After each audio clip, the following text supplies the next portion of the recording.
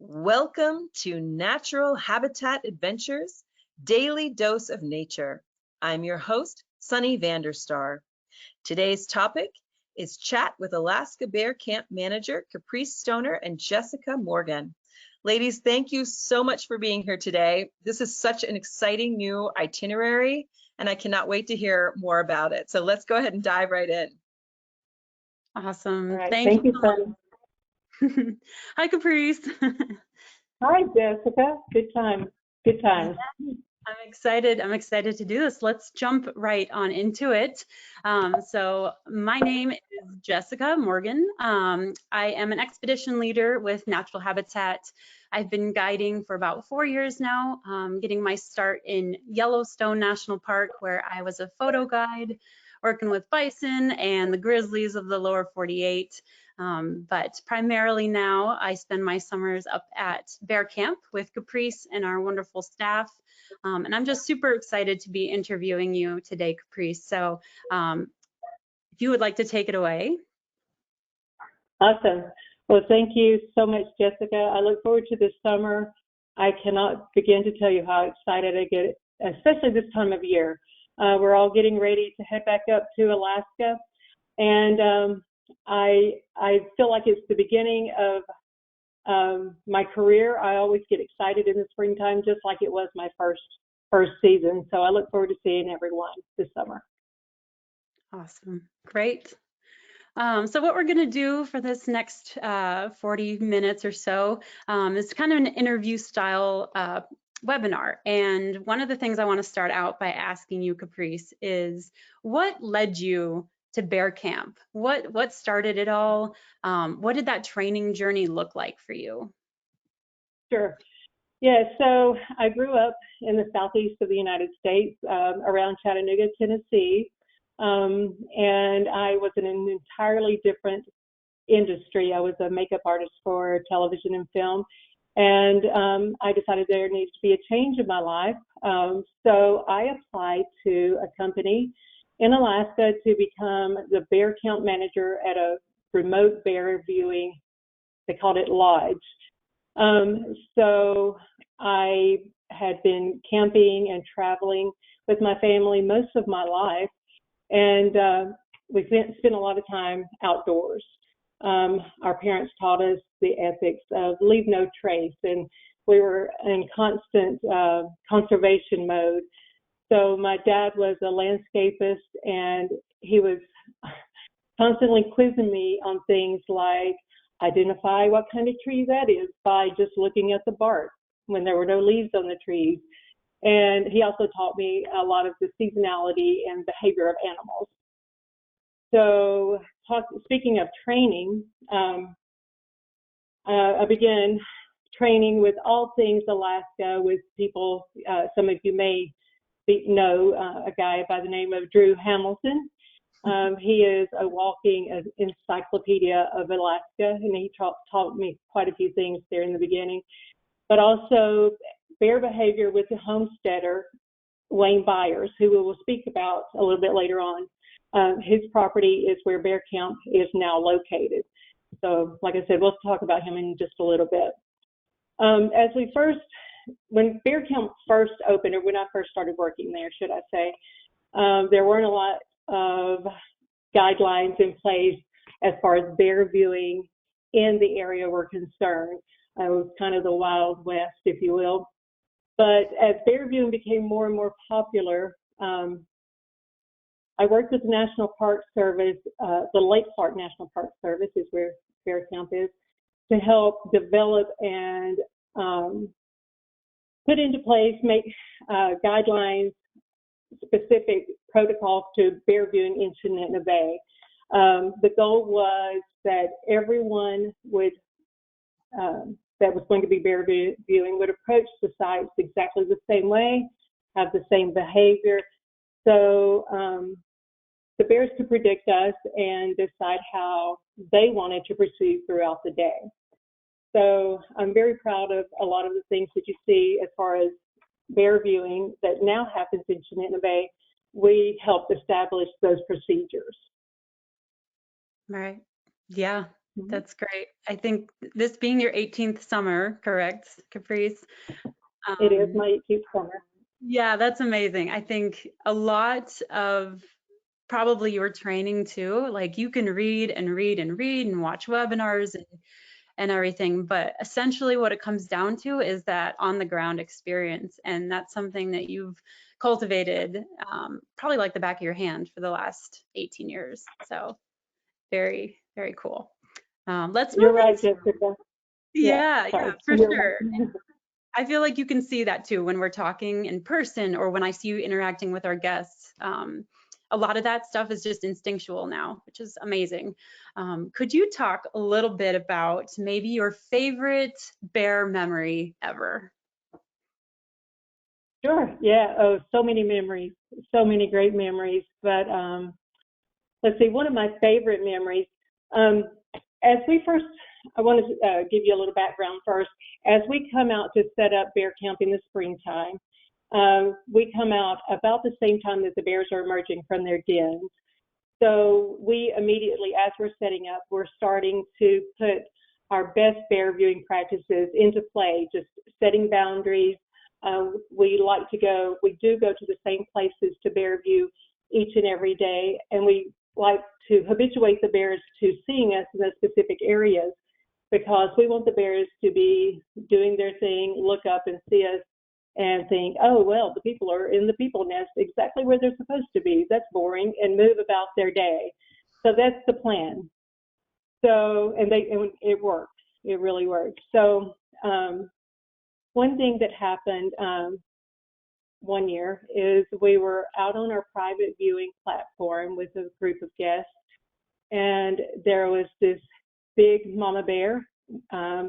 We called her Big Mama because she was one of the biggest female bears I've ever seen still to this day. And she had 2 spring cubs of the year. So Big Mama was out in the creek that's just behind camp, and she was splashing around, running up and down the creek, fishing for chum salmon. And there happened to be 2 other bigger bears in the creek with her as well.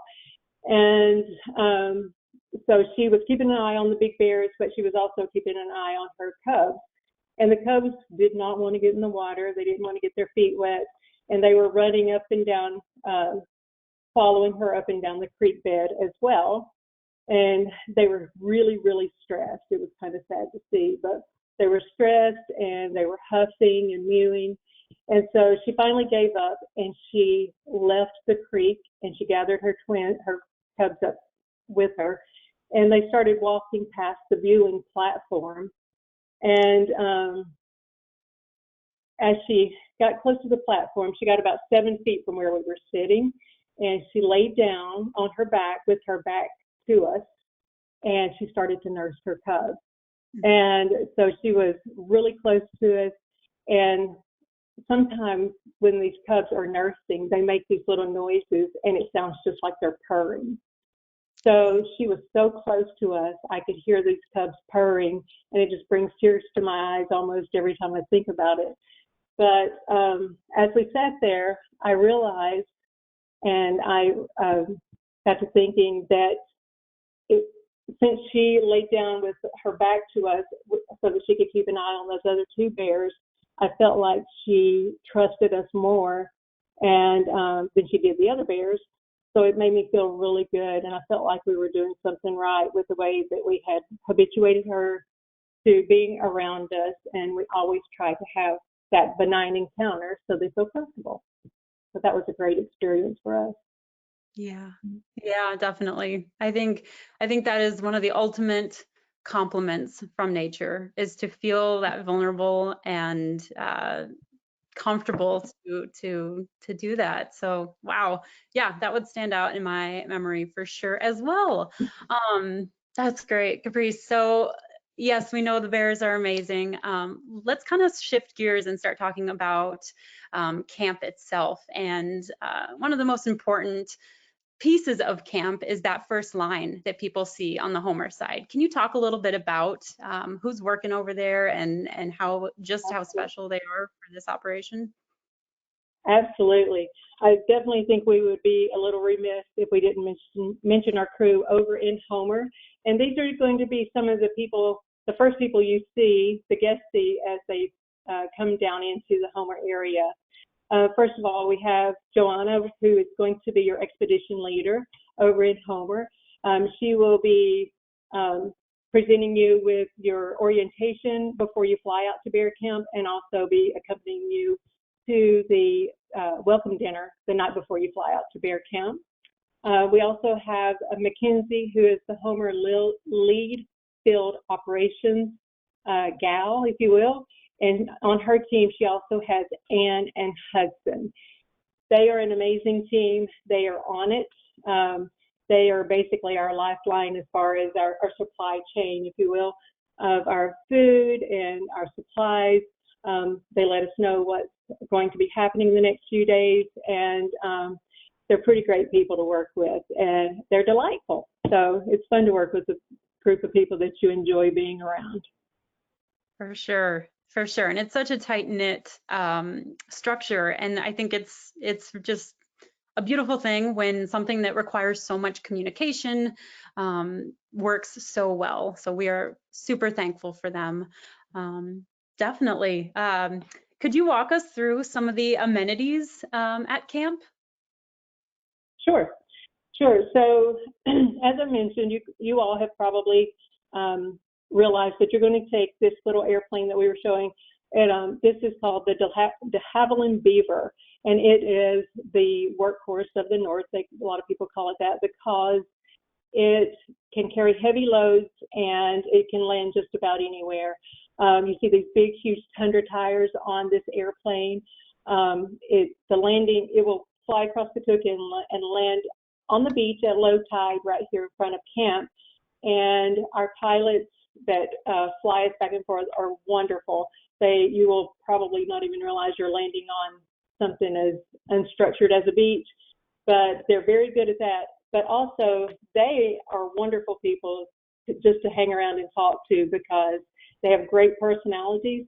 Couple I have in mind in particular, but they also do an interpretive tour as they fly across the Cook Inlet. They explain to you what you're seeing, the volcanoes, the different, sometimes we see wildlife flying across the Cook Inlet. So they're very attuned to what's going on, and part of the flight see is one of the best parts of the whole trip anyway, going across the Cook Inlet. So I'm excited for you to do that with our team there. For sure. Yeah. Okay, so as I said, you will fly across the Cook Inlet. Bear Camp is on the west side of the Cook Inlet, and you will land in front of camp on the beach at low tide, right? But I put this picture in because I wanted you to see what camp looked like before you got there. You'll notice in the bottom right corner, we have these quadrant-shaped weather ports. And we set them up in the beginning of the season.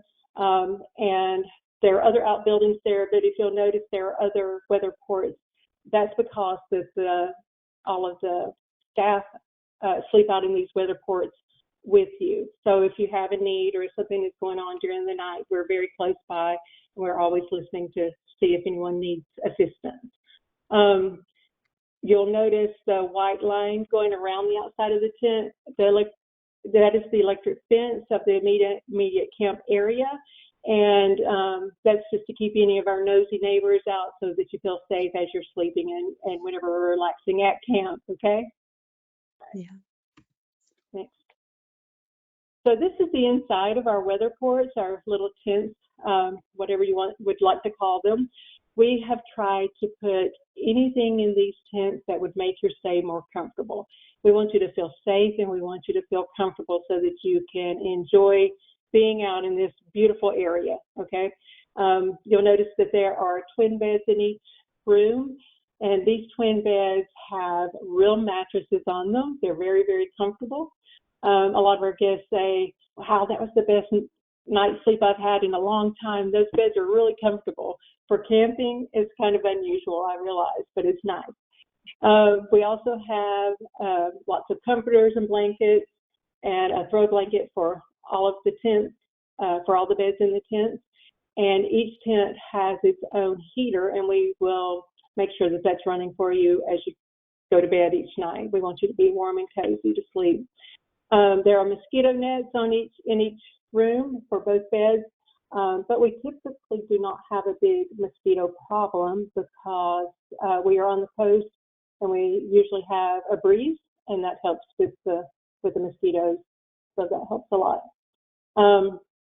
One other thing that is very important to us and to some of you is that we also have an ensuite toilet in the back of each of these tents that you can use during the night, so you don't have to walk across camp to this other composting toilet we're about to show you. All right, so this is our composting toilet. It has hot and cold running water and lights for electricity for lights. There are 2 of those to use throughout the day. And then we also have a shower house. And here's Jessica again explaining how to use the different amenities in the shower house. But there are 3 showers, and it has on-demand water heater in all 3 of them. And you do not need to bring your shampoo unless you have some that is special to you, because we have soap, shampoo, and conditioner in each of those. So that kind of cuts down on what you have to pack to bring out to bear camp. Okay. All right, look at these good-looking people. So if you all have been on a natural habitat trip before, you may have been with Mike, who is on the far right, and of course Jessica. These 2 guys are our expedition leaders at bear camp also. And then on your left, this gentleman his name is Ben, and he is going to be an expedition leader, but he is also facility support specialist at camp. So what that means is we have someone full-time on staff that is constantly going to make sure that all of those systems, the water systems, the showers, and the toilets, and different types of electricity run by a generator, so it is limited. He's going to make sure that that is up to snuff, if you will. During this part, I just want to mention to you that, speaking of electricity, that we do have a tremendous amount of charging capabilities at camp. So we have a charging station. We're going to show it to you in the dining tent. It is in the dining tent, but you'll be able to charge your camera batteries and any type of recharging that you need for staying at camp. And if anyone needs electricity for something like a CPAP machine, we do have the capability for a CPAP machine. We prefer that you bring a CPAP machine that has a rechargeable battery, but we can always run you an extra line for electricity such as that. Okay? Okay, Jessica. All right. So now this is a very important room because this is where we have our meals. This is the dining tent. This is where our wonderful staff serves you 3 meals a day, of course. And we also hang out here quite a bit so that we can do our presentations to explain the physiology of the bears and the geology of the area and different things like that. And it's quite cozy. There is a fireplace in here, and a lot of times it's where guests hang out when it's a little inclement outside and play cards and do fun things like that. Yeah. Okay. Next, this beautiful young lady is, her name is Brandy, and she is our lead chef this year. And as you see, she is very proud of some of the creations that she makes here. And this next person is our sous chef and also camp assistant. This guy's name is Alex, and you will be seeing a lot of him as well. So our chefs create hearty meals with love and attention. They utilize local ingredients whenever possible. As you can see, there are some beach peas that we've harvested on the property there on top of the salad. And then also a lot of the food that they find, the ingredients they use, they forage right here on the 17-acre property. And other ingredients are Alaskan grown. Okay. Yeah, Alaskan. Yep. If you see this sign in any of the restaurants, you'll know that they are trying to minimize their footprint and use the wonderful products that they're serviced there in Alaska. So we have accounts with different vendors local to Homer and different areas that we try to minimize our carbon footprint by having food and things shipped up there. So most of our food does come from the Homer area. So, okay. Yeah, you'll see the staff shopping at the farmers markets and local fishermen to catch our fish. Even the water that we get for drinking coming right out of the stream up the beach is some of the best tasting water I've ever had. So you will eat and drink very well at camp for sure. Great. Okay. Okay, so another place that we tend to hang out we have these two gazebos out in the front of camp, and as you can see, they're very comfortable. If you're a late night person or an early person, then you could come out and sit here on your own without having to have a staff member with you. There are some wonderful fire pits here, as well as some heaters, and we're also, this year we have purchased an enclosure so that we can enclose all four sides of the gazebo so that it stays nice and warm during those days with inclement weather. But then on the nice days, we can roll it up so that you can actually feel the ocean breeze and smells and different things like that. And while you're sitting here, it's a beautiful, and it's also inside the electric fence. I'm sorry, the electric fence is there, so you feel safe while you're sitting there and watch the world go by. And as you're sitting there, we'd like to show you the view of what you're going to be looking at on the next slide. And this is facing out straight from camp. And the beach right there in front is also where the plane lands. So this is our office, and we really enjoy it. I never get tired of seeing these things. So. Yeah. Yep. It is gorgeous there. Great. Thank you, Caprice. Do you mind talking about, so we've talked about camp, we've talked about some of the people. Can we talk a little bit more in detail on what the logistics are of bear viewing? What does the day-to-day bear viewing look like, and what have you cultivated over the last 18 years? Absolutely.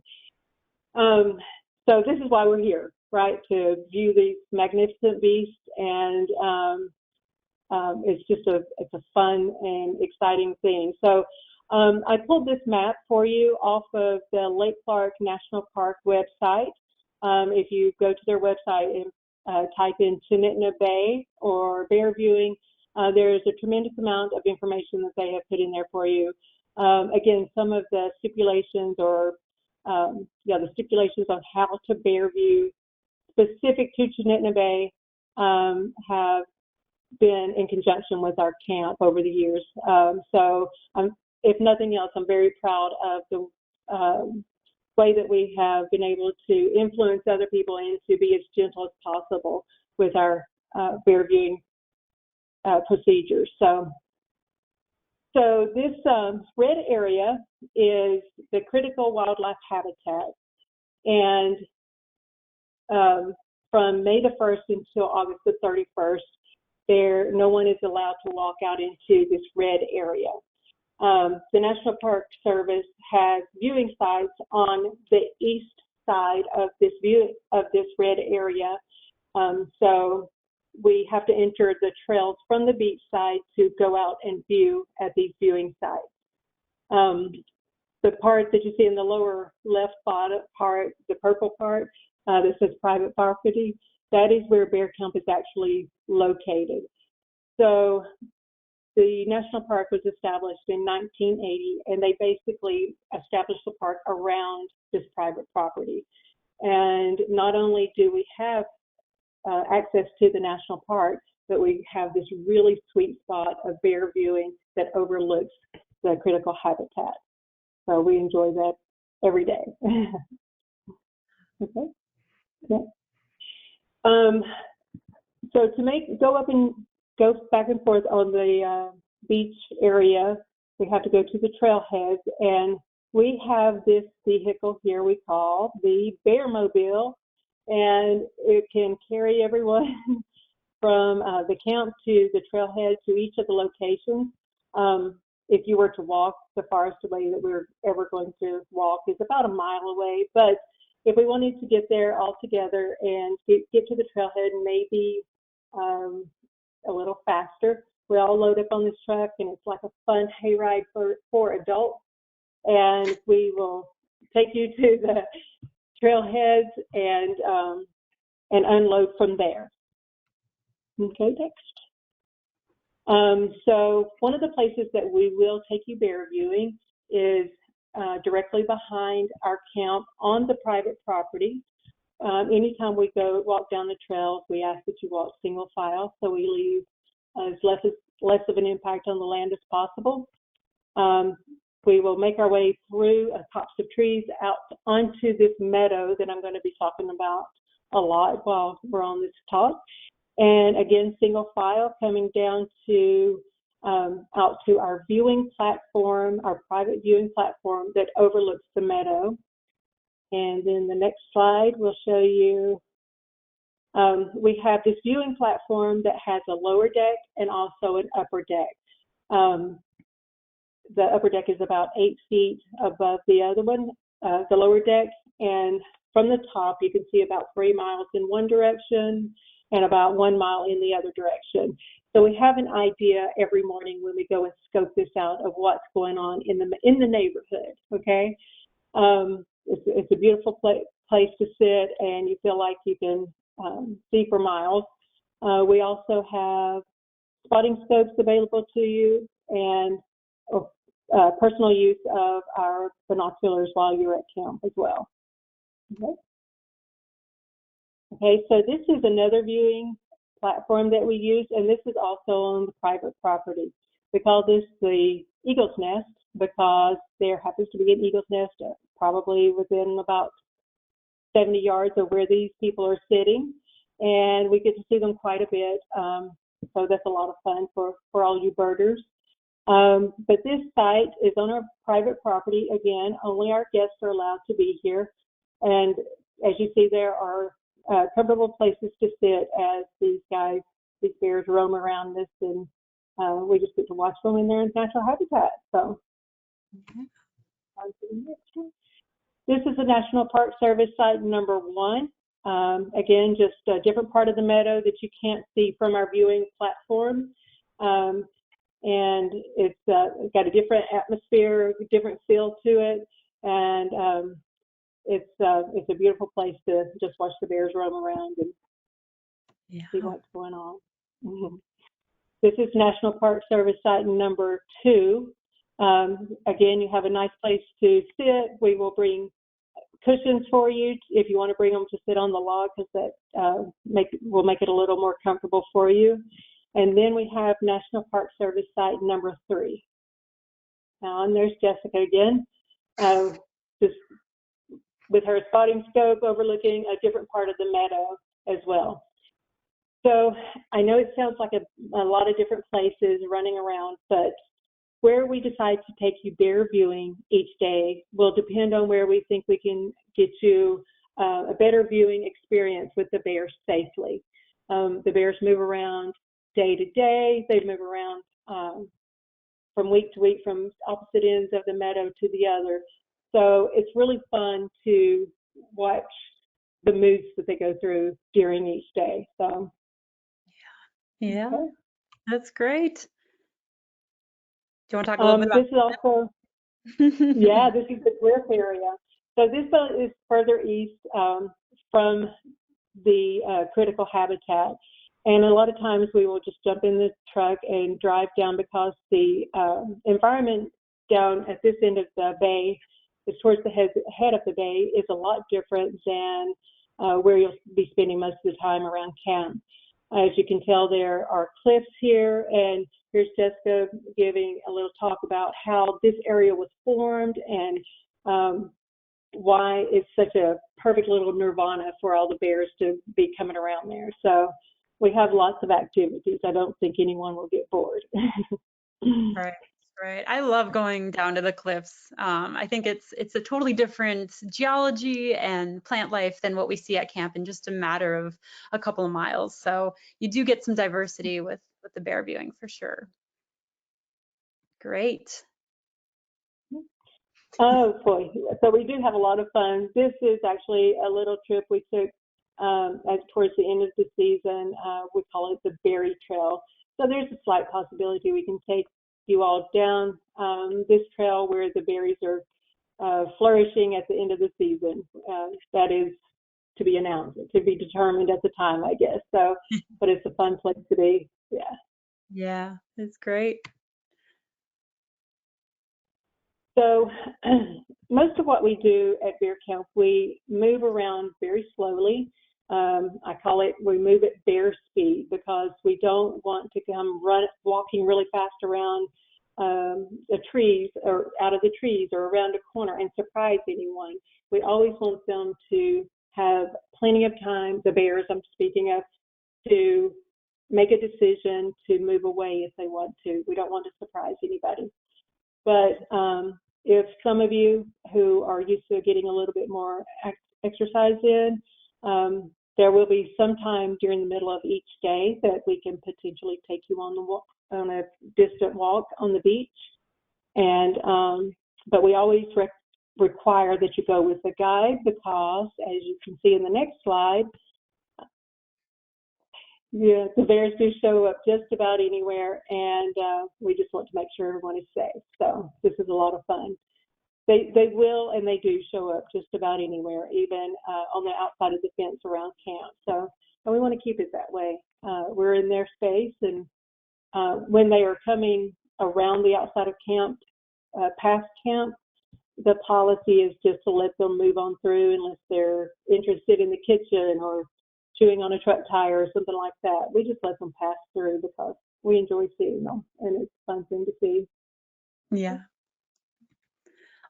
Love it. Okay, great. Caprice, could you touch a little bit on the seasonality of bear camp and kind of what each month offers at bear camp? Sure, of course. So as I mentioned earlier, we start setting up. We're actually going to be going up very soon to set up camp. And towards the end of May, the 1st of June, we will start seeing the bears come out onto the meadow and move around and start to graze on this stuff that you see that are the sedges there. But this early season is typically mating season. It's amazing and it's very interesting to see the courtship of a couple of bears during this time. And it's a huge congregation because it is mating season to have the older, bigger bears that are of mating age to come together. So it's an exciting time. And then next, this is another mating pair. It's okay. And this is, I'm not sure if you can see the next season, as mating season starts to wind down, we will start to see the cubs of the year or the spring cubs.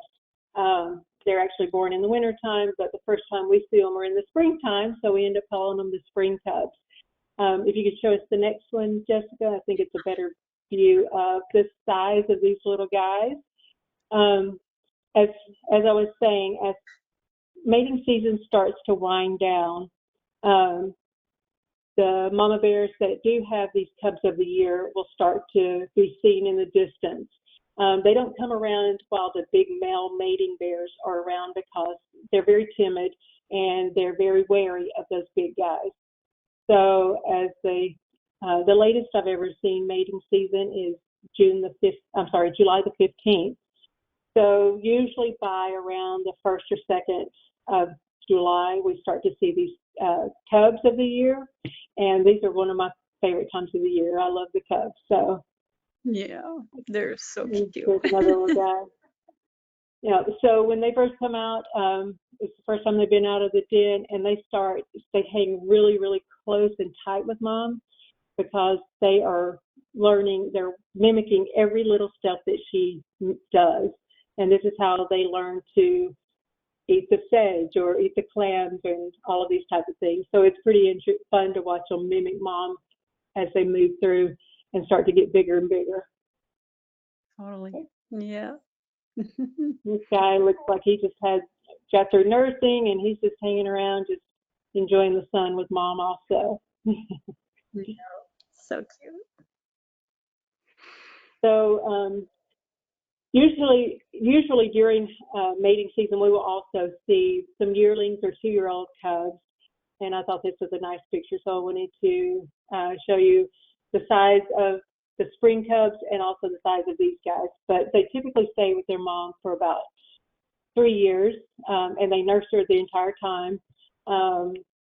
They come out nursing, and as they get older, they substitute nursing little by little with more adult food and nurse less. But they do nurse the entire time they're with mom. And then the exciting time of the year, towards the end of July, we typically have a really fun fish run in those creeks I was talking to you about earlier.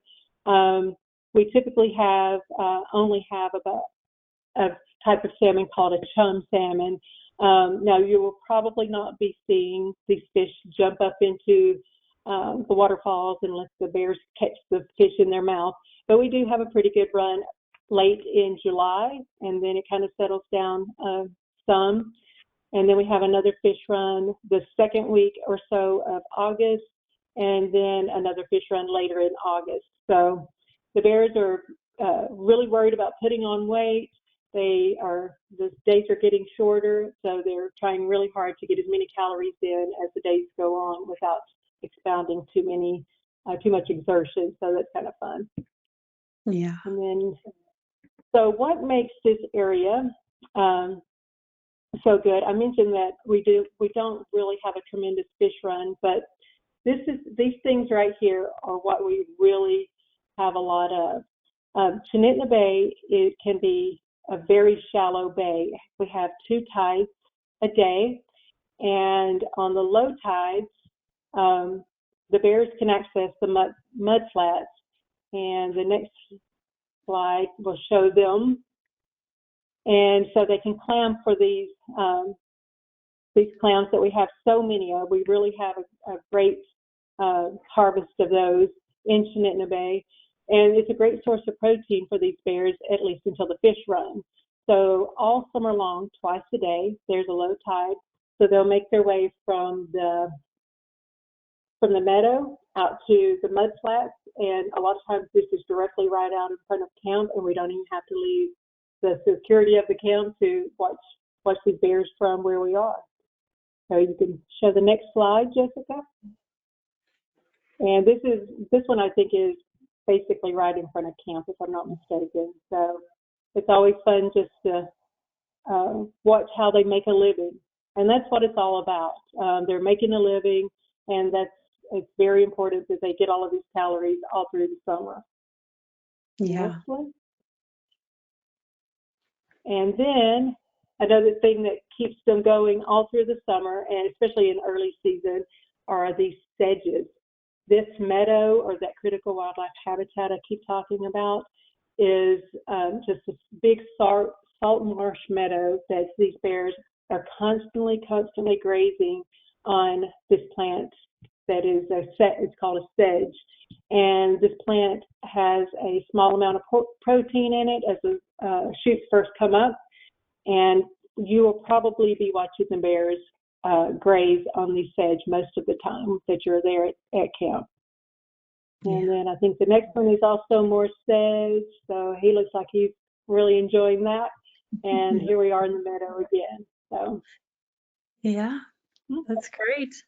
Thank you for touching on the seasonality of it all, Caprice. So aside from the bears, what is another topic of yours that you love talking about? Okay, so glad you asked, because this guy here is basically the reason why bear camp exists. One of the reasons bear camp exists. this fella his name is Wayne Byers. He owned the property that Bear Camp now exists on. He had 17 and a half acres, and he made a living out here trapping for furs, and also he had 4 fishing sites out in front of camp where he did set netting, and he would catch the fish, and then a tender would come by and pick up his fish and take it to a cannery. So he made a living that way. But here he is with one of our other expedition leaders, John, and he lived out here most of the time by himself, summer and winter, for 40 years, or for over 40 years. He was quite the character, and he was a great friend.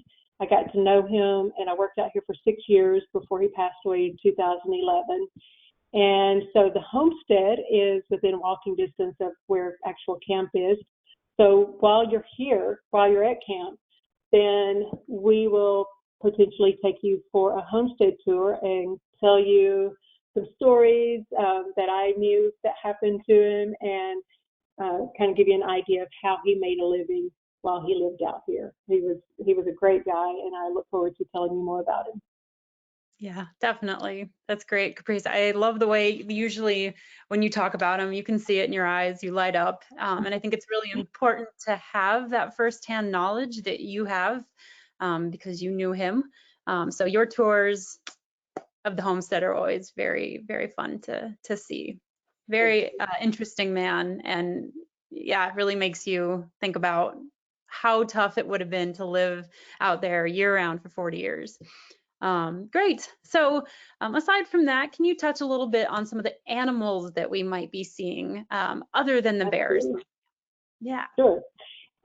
So here is an eagle. As I mentioned earlier, we do have, I think actually in the immediate camp area, we have 2 sets of mating pairs, two pair. And of course we have the shorebirds that you see in the background. And the next one we definitely have some songbirds that come through seasonally, different times. So, and then next we definitely have some foxes that come through. They are early morning creatures, so if you're up early, they like to roam through and see what's going on, keep an eye on us, and they're relatively friendly, to be honest with you. And then also out in the meadow, from time to time, we will see wolves. And it's always a special thing. We carry radios all around camp, and if Jessica were to be out on the platform bear viewing and she sees a wolf, she will radio back and let us all know that there's a wolf around, and we all get really excited. And so it's a family affair, and we go watch the wolves as well because it's fun. It's a fun treat, of course. Yeah. And definitely. What about the sound? Listening to them at night, Jessica? Yeah. Right. Yeah, for sure. Since there are no walls at camp, obviously, as Caprice mentioned, we're in the weather ports. If you're really quiet at night, which I'll tell you, it's a different kind of silence out there. You can usually hear coyotes or wolves howling, and it's just such a primal feel to fall asleep to that. So even if we don't see them, know that they're out there. For sure. Great. Caprice, can you touch a little bit on what draws you back each summer? What keeps you coming back? Well, of course, the beauty. The beauty of this place is I dream about it when I'm not there. I think about it when I'm not there. But last week we had a group meeting, and I started talking about things, and I realized at that moment that even though this is my 18th summer coming in there, and we're getting ready to head back up, it feels like the first season I've ever been up there. I look forward to it. I look forward to there's always something new going on. No 2 seasons are ever alike, and it's kind of like a soap opera that's being played all day long. So I look forward to it, and I love the guests.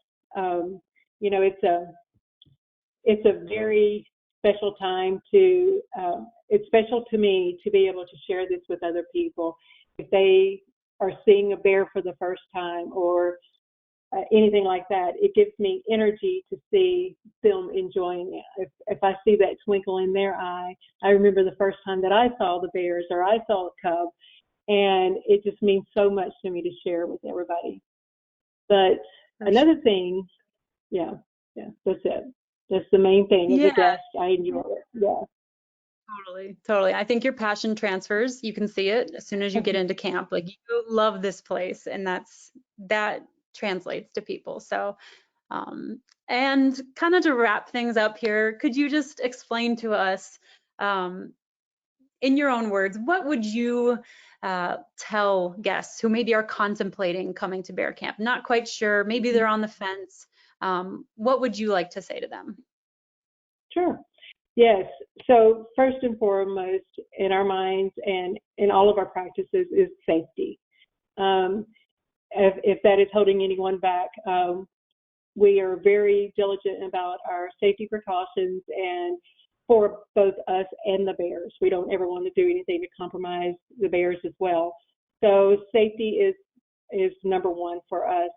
And second of all, we definitely want you to feel comfortable. We try everything we can as far as food and the comforts and getting you back and forth to the viewing site. We want to take out the element of uncomfortableness so that you can enjoy your scenery, so you don't have to second think about it, and you can just enjoy what's in front of you. But also, I would like to invite you to just even taking a look at this picture, to think about checking out, dropping out of the busy world and being here. We do slow down the pace a little bit. You will not have access to the internet and those type of things. So it gives you a chance to rebuild and recharge so that you can go back home and go back into whatever lifestyle you have. But it's a very peaceful place, and we want to keep it that way for you. And I think it's very fun and very soothing, most of the things that you see that are going on around. So I think I would invite you to just come and enjoy yourself and let us worry about everything else and enjoy your vacation. Right. Totally. I love that you touched on disconnecting. I remember I had a guest tell me once, I was like halfway through the season last summer, and I had told her there was a bunch going on in the news, and I was like, man, sometimes I feel like I just have my head in the sand up here. And she looked at me and she was like, no, you're coming up for air here. And I thought, oh, you're right. Like, I just, you feel good when you're up there. You feel like everything's right in the world when you're watching nature just be nature. So great. And then lastly, Caprice, if you don't mind talking a little bit about the women's only departure that we got coming up this summer. Okay. So we do have a women's only departure starting July the 26th through July the 31st. And I think we actually have about 4 spaces available still. So if you're interested and you're not sure if you want to travel with, a bunch of different co-ed situation, or it's going to be a good, fun thing. We've done this before, and we kind of gear a couple of things to some of the women homesteading situations. So we invite you to come on up, and if I'm not mistaken, I think you and I are going to lead this trip together. Yeah, for sure. Yeah, we will be the guides for the entire trip. So So we invite you all for the women's only departure. We would love to see you. Yeah. Great. Awesome. Look who it is. I love it. Yeah. Thank you, Caprice. I really appreciate you taking the time to talk more about yourself, your history with camp, and just, what excites you about the place. I think you're an inspiration for the camp, and there's a reason why you're nicknamed Mama Bear, because you keep the morale and everything just flowing so well. So. Well, thank you, Jessica. We do have a great crew. And these are some of my closest friends, and I look forward to congregating in Alaska together because we all come from different parts. And I thank everyone for being here, and I look forward to seeing you at Bear Camp. We'll meet you on the beach. Thank you so much. I'm in for that women's only departure. That sounds awesome. Yeah. We've got lots of questions, so let's just dive right in. Photo gear. Since weight is limited, what would you say are the absolute essential items to bring? Yeah, Caprice, do you want me to take this one? Yes, please. Go for it. Okay, sure, for sure. So as we mentioned earlier, we've got the scopes, we've got binoculars, but we also have tripods. So I would highly suggest to leave your tripods at home unless you have a really lightweight monopod or something you want to bring. I would say restrict it to one camera body if you can.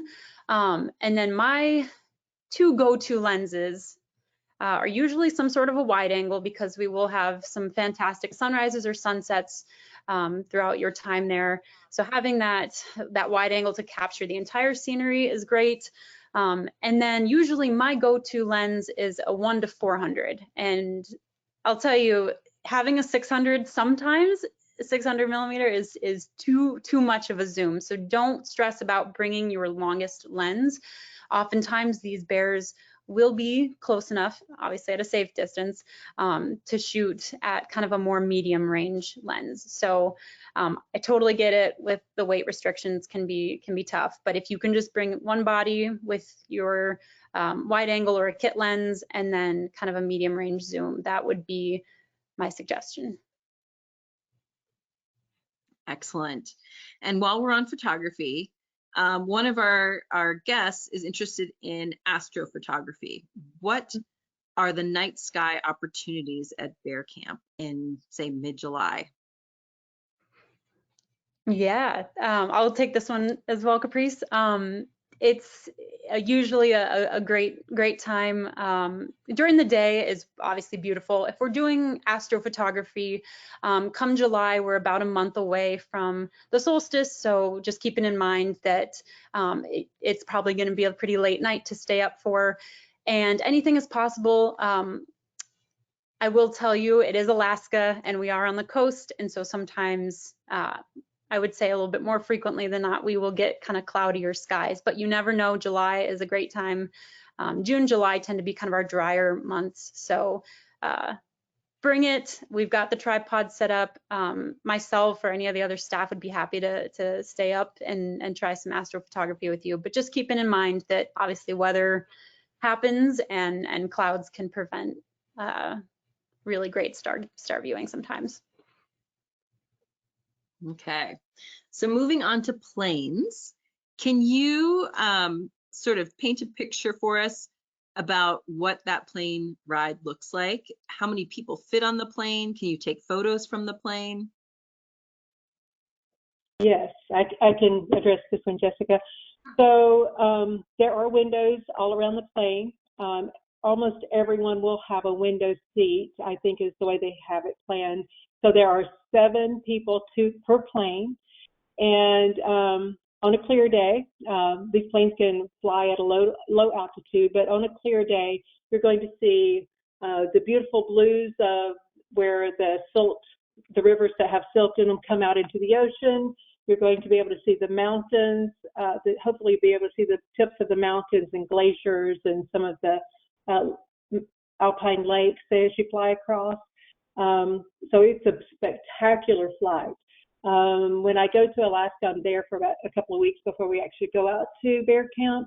But when I'm flying across the Cook Inlet and I start to see those jagged peaks, the volcanoes, and some of the glaciers as we go across, I feel like I'm coming into home. So I love it. It's a spectacular flight see.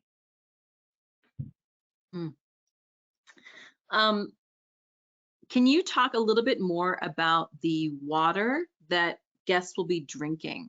You said it comes from the stream. Is it filtered first, or what's that process? Yes, so it is filtered. We gather it from the mountain stream. It's a glacial stream, actually, or it comes out of the mountains. And then we gather it, we take it in, and we filter it with some of the types of filtration that they use in the Sahara Desert. So it is filtered down to 99.99. I've got a lot of numbers behind that, pure, and it tastes very crisp and clean. We do not filter the water that to that extent, the one that goes into the shower and things like that. But it has a sediment filter that works with it. And but there is plenty of good drinking water. We test it quite often for different pathogens that could possibly be in there. So we feel very confident that it's. We actually have had it tested by the professional company. So we feel very confident. We don't have a problem at all with you all worrying about you drinking this water at all. Great. This is a fun question. Generally speaking, how far is camp from a city or like the nearest area to go shopping or a gas station or anything like that? That's a great question, but it's a very pertinent question. So we are across the Cook Inlet from the closest town, I guess, and you will be coming into that town your first night before you come out to Bear Camp, and that's called Homer, and it's about 60 miles by as the crow flies, and you will be able to shop the night before you come out to Bear Camp. But once we're there, we are in the back country.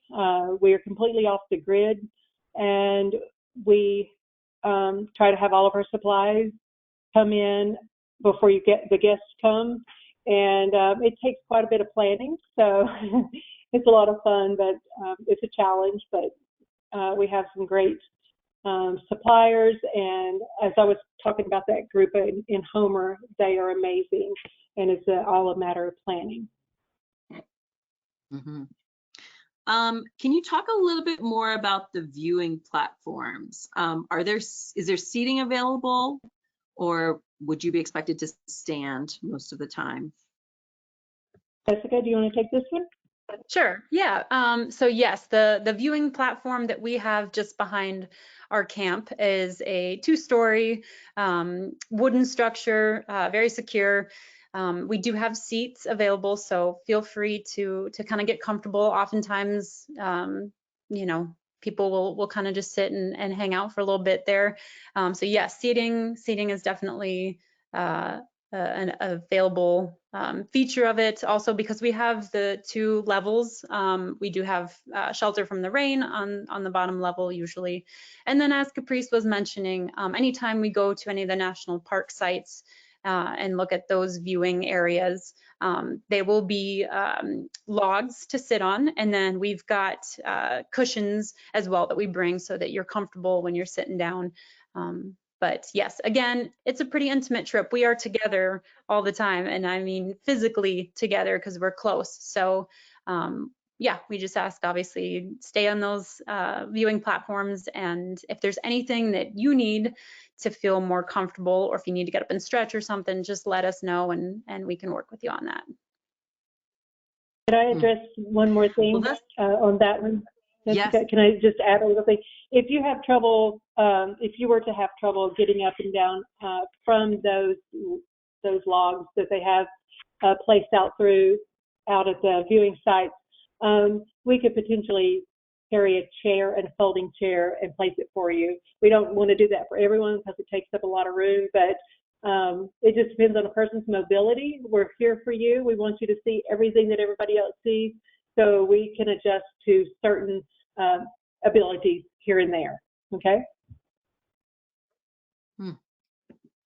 Well, that's the last question we have time for today. I just want to share a comment that one of our viewers left, that they spent some time up at Bear Camp, and it was the best experience of their 6-week journey through Alaska. So you guys you're doing something right, apparently. I'm going to turn it back to you for some closing comments. Great. Yeah, okay. I just want to quick say thank you, everybody, for watching. Thank you, Sunny, for helping out with everything. And obviously, thank you, Caprice, for doing this. I think it's important to have your voice and women's voices elevated, especially in spaces where, you don't see a lot of women bear guides. So just very proud to be working next to you. Thank you. And same to you, Jessica. Thank you for facilitating, and Sunny, you as well, this whole webinar, because I would be lost without you. But I look forward to seeing each and every one of you. I can't wait to show you this magnificent place, and it's going to be a good summer. Yeah. Yeah. Well, I hope you both have a wonderful season up there. Thank you again for helping us feel prepared and excited for this adventure. I want to thank everybody who tuned in. Please join us again tomorrow for our next Daily Dose of Nature. You can check out this week's lineup, including registration links, on our website at nathab.com/webinars. We did record today's presentation, and we will have the replay available on our website soon. With that, I'll conclude the webinar. Have a wonderful day, everyone.